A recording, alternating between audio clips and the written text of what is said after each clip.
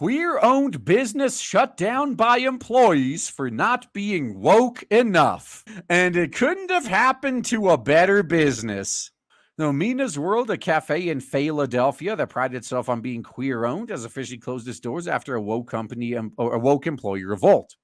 The cafe was owned by Kate Eggert and Sonam Parikh, two queer activists that started Mina's in an effort to create an inclusive coffee shop, which is now inclusive of everyone but them. However, their employees have claimed that Eggert and Parikh are anti-black and gentrifiers. That's right. You're never going to be pure enough for him. I got to figure out how Talcum X does it, though. He's whiter than an albino, and yet somehow he's able to become a leader in the black community. That's just weird. Though gentrifier is a woke term used to describe those who purposely contribute to the displacement of low-income families, Mina's World was located just around the corner from Malcolm X Park in Philadelphia and employed mostly minority workers. And now they're all going to lose their jobs. They lost their jobs! Ironically, prior to the allegations from employees, Parikh spoke to Bon Appetit about the opening of Mina's World and said she worked at a different coffee shop. Her white ownership neglected to protect their black and trans employees. I knew there needed to be a space where you could have an amazing cup of coffee that's not whitewashed.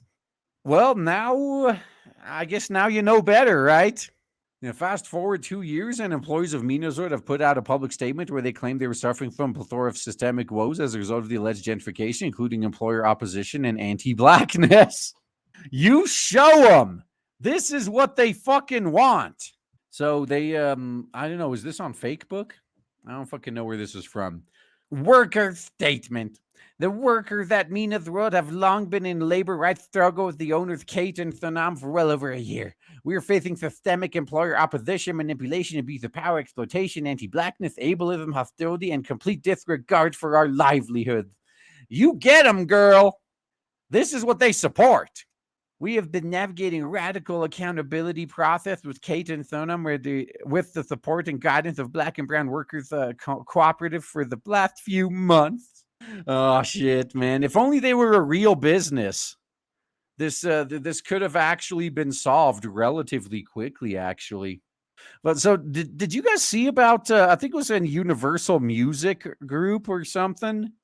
Like one of their male employees was literally crying and shaking and hashtag I can't even about the Roe v. Wade decision, and was ripping on the company for not being woke enough and flat out saying if they don't get more woke, he's going to stop being productive. So the company fired him. That's how you deal with these people. And we are reaching out to larger community with hopes of building power and capacity in this fight. In this, we hope that and to count on you and to stand in full with complete solidarity with us as we organize to disrupt and dismantle these oppressive structures and those enforcing them. We are now in a position that requires us to publicly air our grievances and demands. We hope we can count on you to act as co-conspirators. We are asking that you amplify our collective share of statements of support and further mobilize community towards our collective liberation. Nice. This should be exactly what these two support. Employees expanded on these woes in their list of public grievances, which is basically a bunch of empty buzzwords to generate outrage and include no substantial evidence to back them up. List of grievances. Anti-blackness in a multitude of forms and occasions. Ableism in the form of inaccessibility. Exploitation of labor and denial of promised wage increases. Abuse of power, manipulation. Lack of financial transparency. Tokenization as a way to appear safe by association. So these woke, non-black individuals thought they could manipulate the black community and use them for woke points. And they were onto them.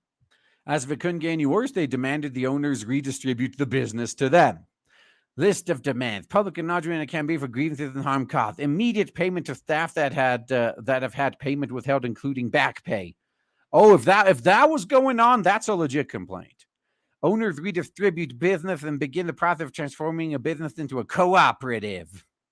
So will these two woke activists do that? Will they put their money where their mouth is, or are they just going to take their ball and go home? Like an alt-right Nazi. Eckhart and Parikh responded to their employees' demands in a hostage-style video in which they repeatedly apologized for being gentrifiers. So Eckhart spoke next to Parikh, saying we're going to live as part of a radical accountability process. We're complicit in gentrification and anti-blackness on 52nd Street, and we put our community at risk with our presence as well as our workers. Yeah, and now they're no longer going to be present. Now, the two owners agreed to attempt to hand over the ownership of Mina, saying, with the guidance of the workers and Black and Brown Workers Collective, we're trying to raise the funds to buy the business and turn it over to our staff. Wait a minute, you don't even have the money? The hostile takeover quickly backfired on the woke employees as the owner of the building where Mina's World is housed to list the property for sale. Like, actually, you can take all this bullshit and get it the fuck out of my house, motherfucker. I am not putting up with this bullshit anymore. Damn, $425K though. That's not bad. Now, despite the owners of Mina's World being radically regressive, with Philly Eats even calling the cafe a queer haven, Eckhart and Parikh were still cannibalized by the woke mob, and Mina's World has officially closed its doors for good this week. That's what happens when you appeal to social terrorists. Now, Eckhart and Parikh surrender to the outrage mob shows a point proven again and again. No matter how many times you bend the knee to the mob, you will never be able to adhere to their insatiable standards for regressive enlightenment. No matter how much of an ally you are, you'll never be safe from becoming just another trophy head on the wall of wokeism. Which is why I laugh so fucking hard when it happens to them every time. They throw us under the bus because they want to appease the woke mob. And then when the woke mob comes for their head, all of a sudden it's not a problem anymore. So this is either way, this is fucking great. I know there's going to be a lot of cucks out there that view this as a bad thing, but I think that this should be our end goal.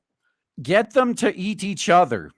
So if you have some enemies that keep attacking you, wouldn't it be in your best interest if they just started attacking each other and left you alone? That's basically how I see this.